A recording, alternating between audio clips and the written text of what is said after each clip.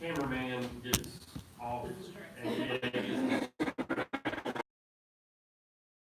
don't know where this is video. I looked up. Everybody's enamored with this baby, right? Hey, you missed it, you know. So we don't get to see him actually mount, but she kind of thinks about breaking down right there. But you can see she's still moving her head back and forth, like, hey, she hasn't completely lent herself. So she is at least, in pro estrus. And probably, like I said, if this was the morning time, she'll probably let him breed her later on in the day, in the evening. But you can see how he's kind of petting on her, he's kind of talking her into it. Just, scratch your back for you a little bit, all that kind of stuff. And the real sad part here is the children just watching. That's the sad part of this. If you have these calves are pretty good size right here. You actually some of these animals that we have. We'll talk about puberty on another day. Some of these guys will make testosterone at such an early age before they are weaned that they will help you do heat watch. I mean, they will know when these cows are in heat. You can see she's just not really lending herself to the whole affair here. But this is just really estrus protection. Okay, we can look at and talk about breeding more. So you guys get the gist of that. There are lots of things in the bovine world that we can use to help us find cows in heat. There's a lot of different marker systems. So this is right here is a patch that you would glue on to the tail head. So that little mesh right there just to have an interface for that glue to really kind of seep through those pores and really, really stick. So we use this really, it's almost like tar. It's so thick, and you stick it on these girls' backs on their tail heads. This is not the only one. This is particularly called heat watch. There are things called beacons, which are actually, you guys know the technology of the little glow sticks. You gotta crack it, and then shake it up. They actually have those for cows. So when the bull jumps on her back, it is his sternum and his chest that's hitting that thing, or whatever it is. Sometimes they look like a clean sheet of paper, and really they're kind of like a lotto scratch off. The more he rubs on it, it'll rub the top layer off, and you can see it bright neon color. If they are the glow stick looking ones. The cool thing about the glow stick ones is that you can do heat watch at night. That's the whole point, is that you can see from a distance, who's lit up, and then you can go track that cow down and then breed her in the morning. This system here is actually telemetry. It is a sensor, so it's like a button. Every time he lands on her back or another cow lands on her back, it pushes a button, and we're sending a signal back to our track of that for you. Okay? So kind of a cool little system. Obviously more expensive. Obviously tends to go wrong on the day you want to use it. But it's out there and utilized pretty frequently. You can see where they're glued on all the tail heads of those cows right there. Marker harnesses. This is called a chin ball harness. So there's kind of like a big ball of chalk or cow crayons, kind of a waxy crayon. So he's going to wear that. You saw that bull rubbing his back, or rubbing his chin up on that cow's back as he was trying to, pet on her and talk her into getting in the mood. So you're then going to look out at the cows that have the marker on their backside. Okay, and when he really is mounting her, he'll tend to rest, and stallion does it too, rest his chin on their back. But we would like to probably catch these girls before he actually mounts them. Most of the time, the bull that would be wearing this would not necessarily be a bull that we're actually going to breed these cows with. He would be probably what we would consider a teaser bull. Anybody know what a teaser bull is? Gomer bull is sometimes a nickname. Terrible. You don't want to come back as a Gomer. The These are bulls that were left intact with very inferior genetics, and they are surgically modified so that they cannot inseminate these cows. Now, so epididymiectomies, vasectomies, all those things are possible. There, but the real deal is that we'd rather prevent intromission. So there are even penile altering surgeries. Some of them, are really no longer used because they probably are cruel. They would. You remember we talked about that penis being what kind of type of tissue? Fibroelastic. So it's a very defined chamber with a thick capsule, and you can easily put a needle into those cavernous spaces. We'll talk about that more later. Diagnostics on penile injury and disease, but they would actually put acrylic into these penises to where the last third of it would not get erect. Okay, so they couldn't actually completely exteriorize, and that's a tough life to live. Different tiebacks. Probably the most functional one is actually what they call a sidewinder. That's really what the gomers, most of those get called gomers. But you are going to surgically detach the preputial orifice, and you're going to reroute his penis and prepuce into his flank. So he would have a nice big hairy, gnat on his left side up there, and when he urinates, it's going to be spraying, out the side. And he'll get an erection, and it'll come out too. But as he's mounting that cow, singing left-hand turn, Clyde, we don't make intermission. Some of those guys figure it out, and you'll see them. They sideways up it'll bump something one day, and they'll feel like, I had some great sensation way over here to the back left side, and they will learn to do that. And so once they learn to do that, many times those bulls are then sent to market. But you don't want to come back as a gomer. So here's another chin ball, old picture. Obviously would show up really good on some Charolais cattle with a lot of color. This is another one. This is manufactured by Select Sire. It's called lec.17. It's another nice technology, an accelerometer. So this is the same thing that we have in our navigation system. All the cool video games right now. Yes. Annie wanted to ask if free martin are used as... So yes. Some of those animals that are free martins may be used if they find those animals as people or animals that are really, most of the time those are animals that are put in with the heifers because they have a vulva, okay? But remember, they'll have a vulva, but they will not have the matching urogenital system. So they usually have something that is similar to a cervix, a very small vagina, some semblance of a cervix, and then some jacked up horns. But the gonads can be ovaries that have no functional stroma. They can be what they call streaked testes, where there are strips or certain portions of the testicular tissue will be kind of streaked through the stroma of the ovary, or they can be real actual ovotestes where they are making estrogen and they are making testosterone. So a lot of times those animals will get used as well. So here's this other technology, pretty cool, and it is actually monitoring their movement in 3D. So they're going to wear this usually on a collar. And many dairy cows are already wearing a collar because that's their electronic ID. It lets them in the barn to be milked. It lets them go up to their feed bunk, and it opens the door, and the right feed is in there. So this doesn't matter much to the dairy cows. And then there's also very simple pedometry.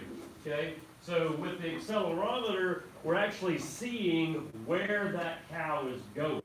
So she's clearly away from the herd, pushing the boundaries of the property, doing that male-seeking behavior. With pedometry, we just know she's walking around a lot, okay? But still, we assume she's doing that for all those same male-seeking seeking behaviors. Okay, so a little bit simpler technology, but all are accomplishing the same thing, trying to tell us who is looking for a male. All right, so when we talk about these does, not much different. She's a ruminant, so not much different than the cow stuff. They do tend to holler a lot. Okay, a lot more. You know, we don't probably audibly detect the lowing of those cows in heat as much as you hear these little Dannies screaming all the time. They really get their little tails active. They always kind of have their little tail up, flagging. Trying to get this buck's attention. And everybody knows what buck odor is, right? I mean, these guys, please understand, don't pet a buck on his beard, okay? It is laced with urine and ejaculate. It is his way of, it's like buck cologne or something. The females can smell this. It does incite some more estril behavior. Or if you really don't like somebody, you can trim that off of a buck, and you can just lightly sprinkle those hairs behind their desk in their office in the cabinet. Not saying I've done that, just saying that you could do that to somebody you didn't like, and it would smell like a big stinky goat for a long time, and they just keep cleaning, they cannot find it. So that's all real. With the sheep, very similar to the goats, sheep tend not to do the mounting other estril female things. Okay, there's not as much. Literature is going to say homosexual activity. It's not. There's no pleasure or anything for those animals. Again, it's a propagation of species mechanism. So I don't even know if that's the right word, but little same-sex, interaction there and seeking each other out. But again, they're still restless, flagging their tails, all that kind of stuff. And so they're a little bit harder to just say that sheep, that ewe is in heat because they don't do all the mounting of one another within the female herd. So it's harder to pull one out. And so probably a lot more usage of marker rams. So he's kind of got this breast collar on with that waxy crayon type of material there. And you can see it's nice and orange. So when he finds a ewe in heat, this is what she ends up looking like.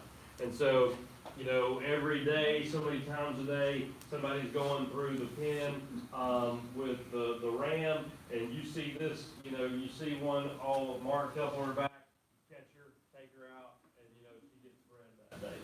Good question, here?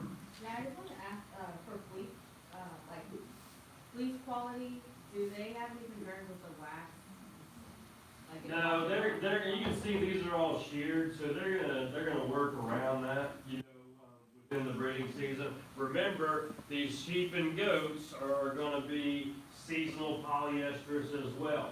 So they're going to work around that, okay? These girls are all kind of short-haired right now, so yeah, they'll work around it.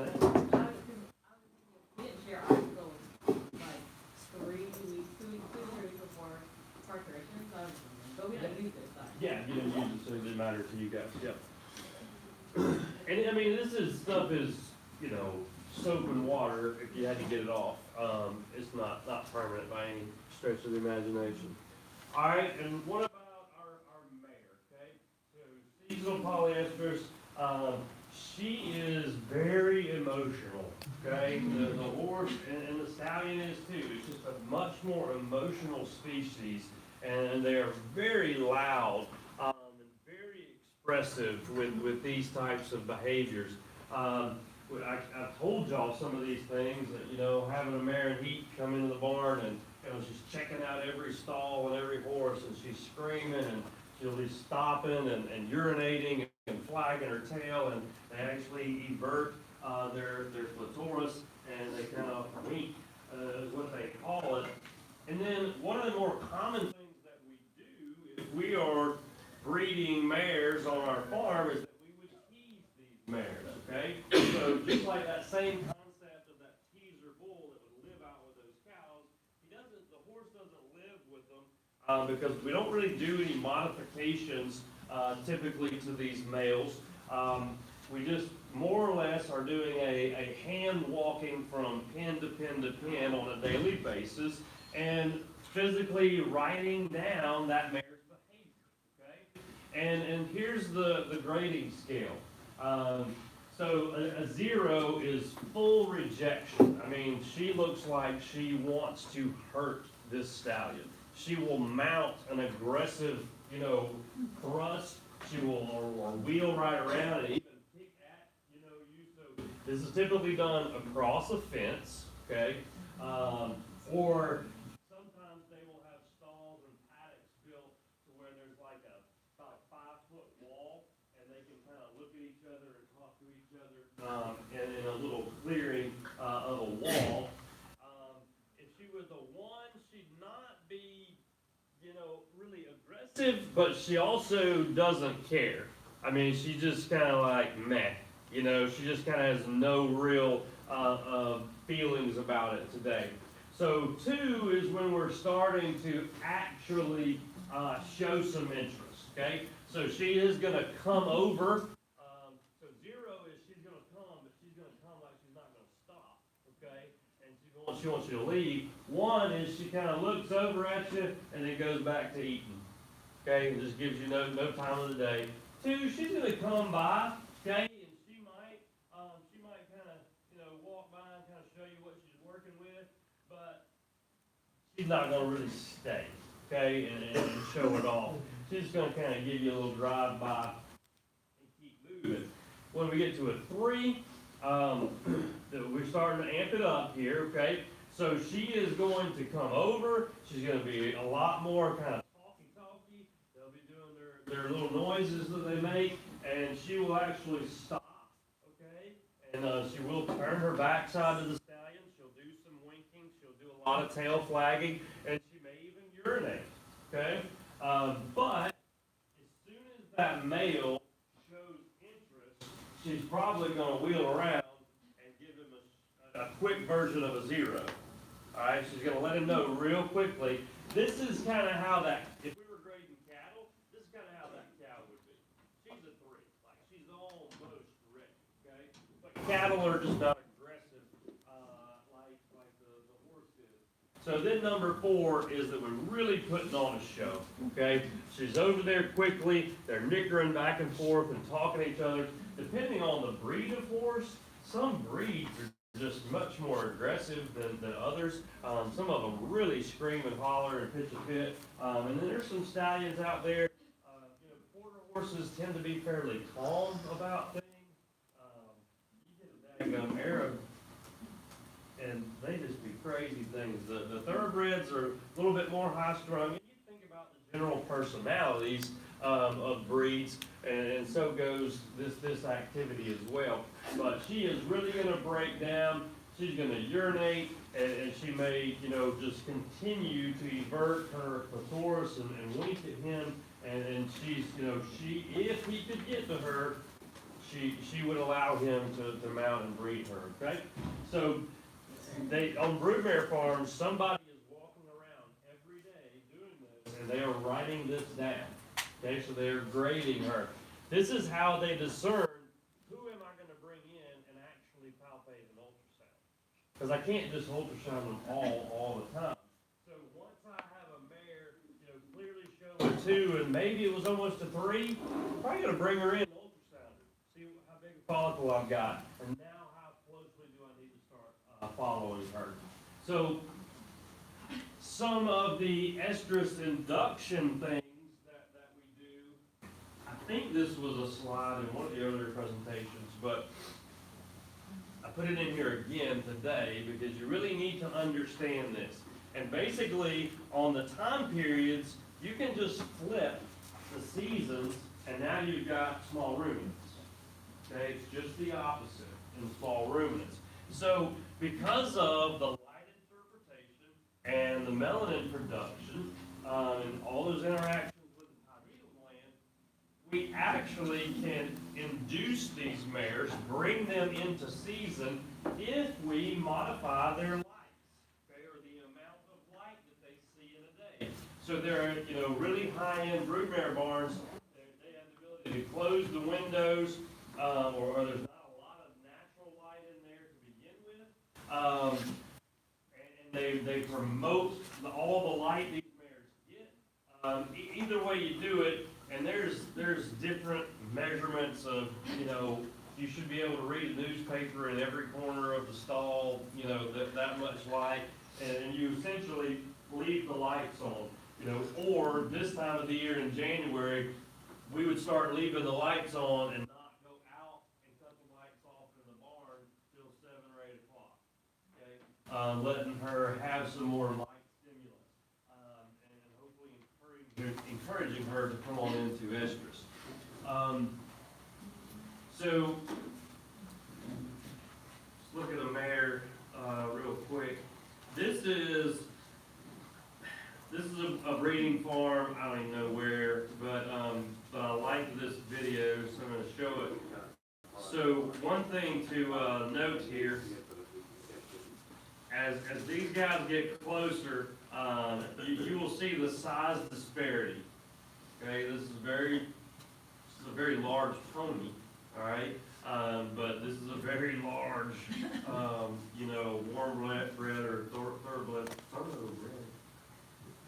You know what I'm talking about. There, you'll see it display here. So this guy is a teaser stallion. Again, just another life form that you're clearly being punished if you come back as a teaser stallion. When I was with pigs, we didn't call them pigs, we call them heat checkers. They allowed them to breed every so often, just so that people can say, do this, do the same thing with the. So they may have a pony mare or two that he will propagate. Or some people they'll have some really small mares that they will let them breed. Say if you had a really small quarter horse mare, you would let him breed her. She would probably make a really, really even larger pony, and it'd be really fast. And I would train my kids how to run barrels and poles on that. And it is a pony, but it's cheating. Okay, because they're all just dirt bags, nobody can play fair anymore. Show calf people want their calves to, calve in July, so it can be 3 or 4 months older, than everybody else's. So they do, okay, they do. You're right. This guy's gonna live on this farm for a long, long time, for sure. But yeah, I had lots of clients and like, what do y'all actually do? Or they bring me a mare, like, well, pony bred her, yeah, okay, we'll get a good pole horse out of her. All right, so this guy, you can see, he's already got his penis exteriorized as soon as he sees the mare. Here's what's unique, is that, everybody understand what the most common time to breed a mare back is? So, right after. So foal heat is a very, very real thing. Most of these mares will ovulate within 10 to 12 days after foaling. Okay? And we'll talk about that more as to the whys. Keep going. Do what? So it's argument, there's an argument for and against, and I'll give you my arguments on another day. But so breeding these animals back, especially in thoroughbred world where it has to be live cover, if you want to register in the jockey club, you can't have AI bred animals. It has to be done live cover. So a lot of effort goes into really, really knowing who's in heat, okay? Because they have to physically use that stallion to go breed every single mare. It's not like, he can send cooled semen to hundreds of mares throughout the season.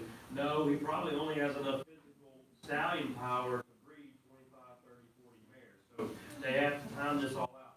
So we've also got the babies to deal with, okay? And usually a week or two old, all right? If not, worst case scenario is still less than a month old when the mare is sired or serviced again. So he's all fired up. You look at him. He's showing out not happy at all. Their ears pinned back, and he's just gonna hang in there like she might change her mind.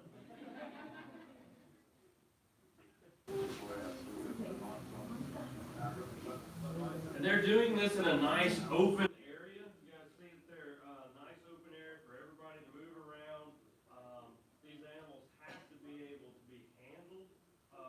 Some of these animals are just too aggressive, and you can't do this type of stuff. So, now she's like, well, maybe so. So that, she's now showing you a 3, almost a 4, and you can see He's so tiny. and you see why they subject a little bitty pony to that behavior and not a $30 million stallion. So they know that the pony's been kicked all week, and now they're sure they'll run that big multi-million dollar sire out there. Okay, so and some of that aggressiveness initially from that mare is probably that she just doesn't like that little stallion. She sees him every spring about this time, and so she may just not like him, very much. All right, so looking at these pigs, speaking of pigs, pigland is a different world, and commercial swining is just a whole different world. Almost all the breeding and reproductive stuff is handled. There's very little day-to-day veterinary work. Most swine veterinarians are semi-pathologists. And most of what they do is going in there, killing pigs or examining dead piglets and trying to make a diagnosis and whether we need to shut a farrowing house down or not. And they're really an epidemiologist is most of what they do. But the ones that do it are really good at it, and they make a fine living. Pretty straightforward. Standing to be mounted, okay? And so physically, they usually send somebody around every day checking these pigs. So you walk up to them and you just bend over and put some weight on their hips. If she stops, spreads her legs, and gets a nice base-wide stance, she might let a boar get on her back. I mean, that's all there is to it. Their ears tend to go up. Those females, they'll of what they call back pressure. She'll widen her stance to get, to prepare for him to mount, and her ears go up. And that's kind of like that signal to the boar, get on up there. So going stall to stall.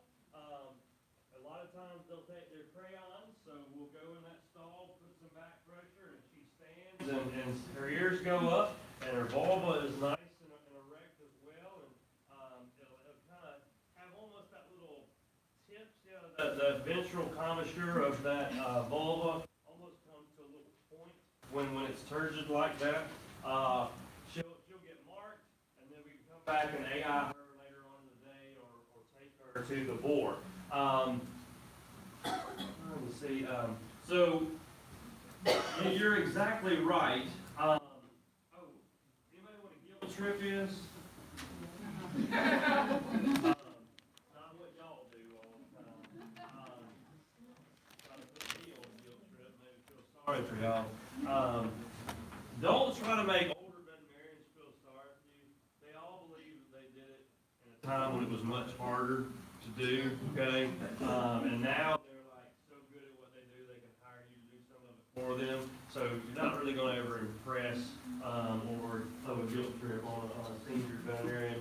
But to induce estrus, we talked about the buck effect in the doe and the rams, or does and the ewes, where just seeing and smelling that male will entice some estrus behavior, will exacerbate, it'll kind of hasten that proestrol window, and they'll speed up towards ovulation because they know there's a male around.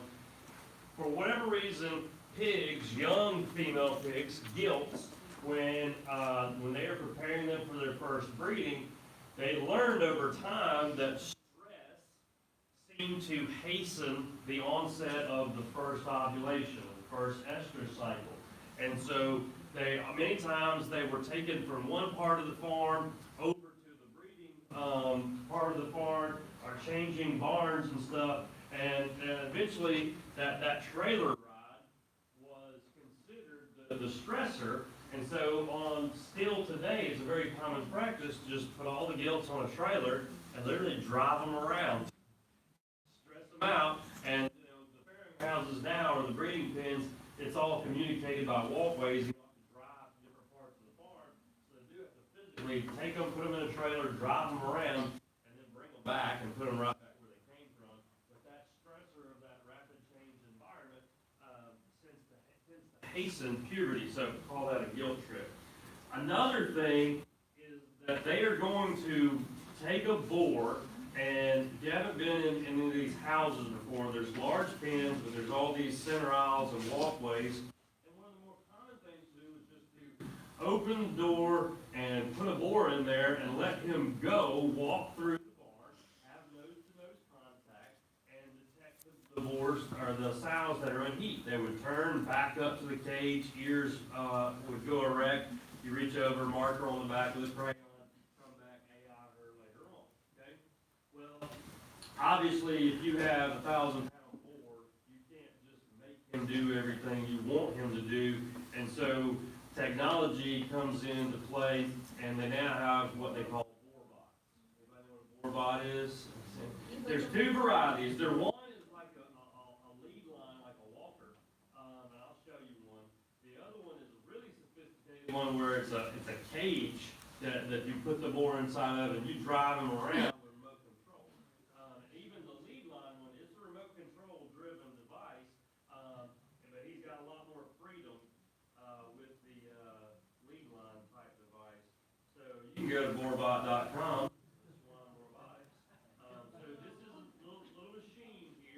And we'll show you the little video here.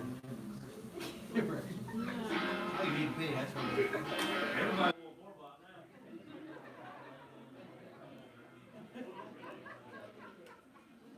Don't you want one?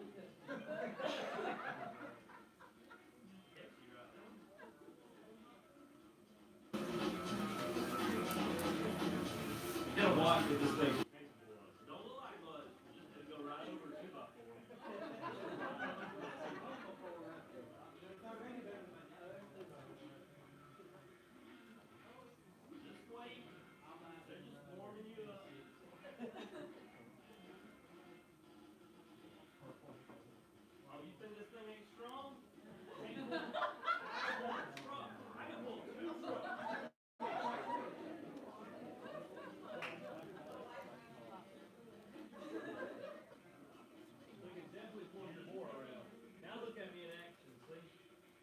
All right, come on, buddy. Let's go. Let's do it. Look him up. So essentially, the boar learns to follow this thing. Okay, there's some training and there's some reward system, but somebody can just stand there, so the boar can never get ahead of this machine. It kind of blocks the aisle, but it really, really allows that boar that nose-to-nose contact. And if he thinks somebody's in heat, he's gonna stop. He's gonna investigate. Watch this. Whoop! Ears go up. And if you wanted lunch, you get this baby thrown out. Get you a stainless steel one rolling through your barn. You want no red one? Now you know what you're gonna get for Christmas, huh? Alright, so a lot. I don't know. There really are a lot. So just real quickly, you guys have, how many people live in a trailer park in Auburn? Y'all probably hear this in a couple of weeks. They'll be all up under your trailer. Especially if you live close to the dumpster. So there's lots of hissing, lots of screaming. It is pretty violent as well. But the queens tend to posture, and so they get down, they creep around, and they kind of hold their little rump up in the air. She'll wave her tail as well. Really, a lot of people interpret this. If you have a little female, and it lives inside, they think this is affection. I mean, and it is, they're, you know, they're looking for somebody to service them. And remember, they are not gonna come out of season. We'll go back and look at her cycle later on.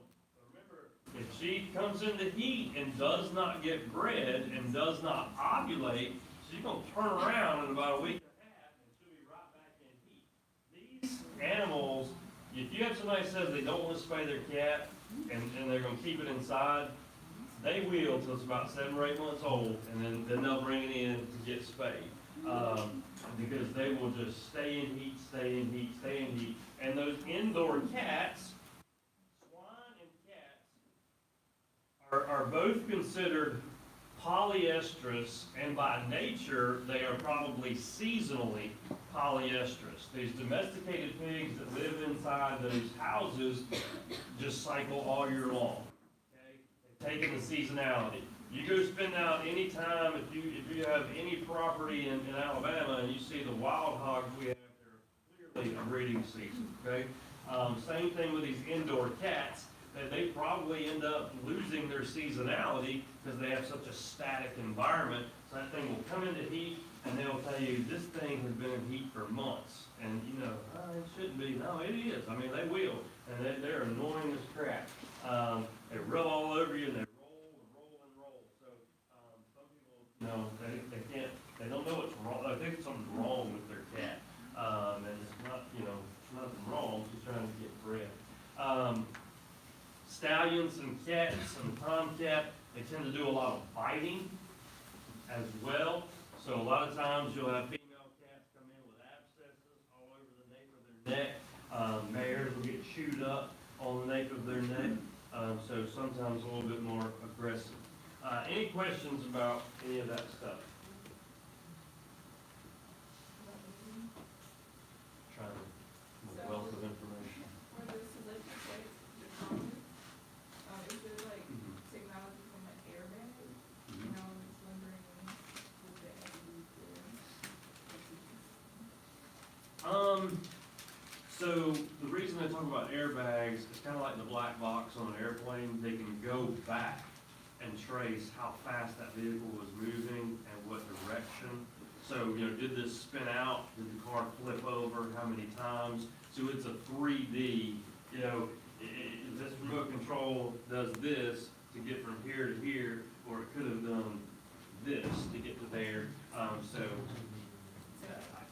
Black box technology physically will map every single place it went and how exactly what motion it took to get there. That's a great question.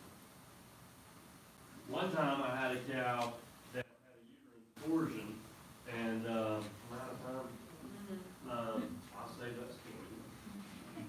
I wish this cow had a selective tag on it, because it's a humongous cow, and she got a uterine torsion, and she was fine a few days before that. It was late term, and I told the farmer, the dairy farmer, I said, there's no way this cow this big has a uterine torsion unless she, like, you know, did a cartwheel, you know, and did some rolling. Anyway, calf died, cow ended up eventually dying, and later on, he admitted to me that she had gotten out and that she had gone out by the lagoon, and she had fallen down the hill and rolled into the lagoon. And so she was so big, she rolled around her uterus and towards her. So I wish we'd had a select